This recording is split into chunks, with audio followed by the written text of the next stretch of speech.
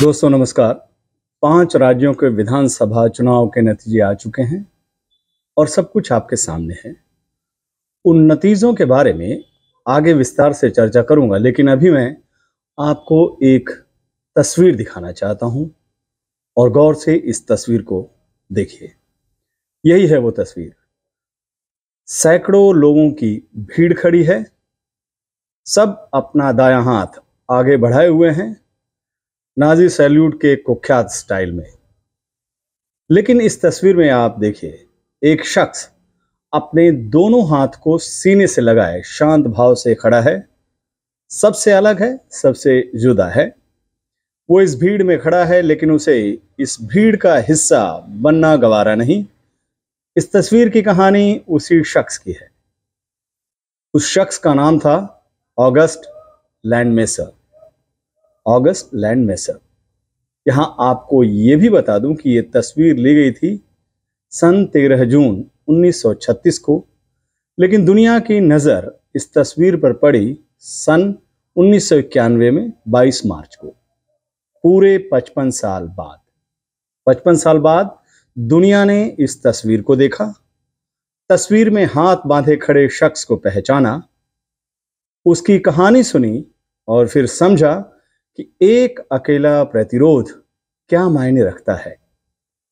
तस्वीर का नायक ऑगस्ट लैंडमेसर एक जर्मन नागरिक थे और उन्होंने हिटलर की तानाशाही का इसी अंदाज में विरोध किया था।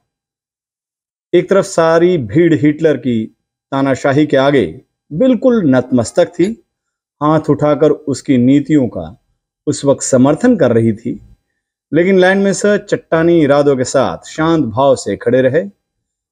इस विरोध की कीमत भी उन्हें चुकानी पड़ी थी।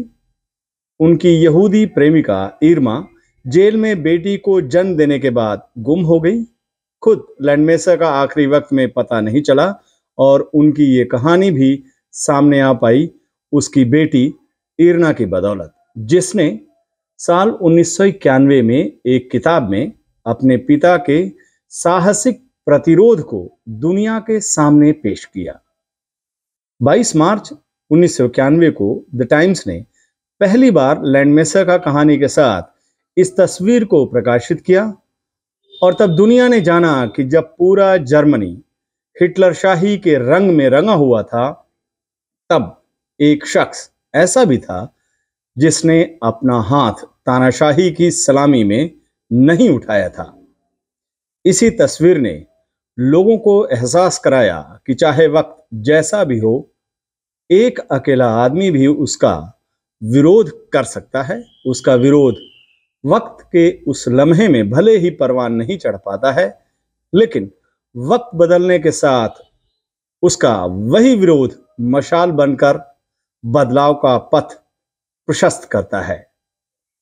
ऑगस्ट लैंडमेसर की ये कहानी और उनके प्रतिरोध यानी विरोध की ये तस्वीर खास तौर पर उन लोगों के लिए है जो 5 राज्यों के विधानसभा चुनाव के नतीजों के बाद थोड़े निराश हैं, थोड़े परेशान हैं और थोड़े हताश भी हैं। मेरी ये अपील है कि वो लैंडमेसर की इस कहानी को पढ़ें, इस तस्वीर को गौर से देखें, साथ ही इस बात को याद रखें कि रात जितनी घनी और अंधेरी होती है, सुबह की किरण उतनी ही ज्यादा उजली और रोशन होती है। नमस्कार।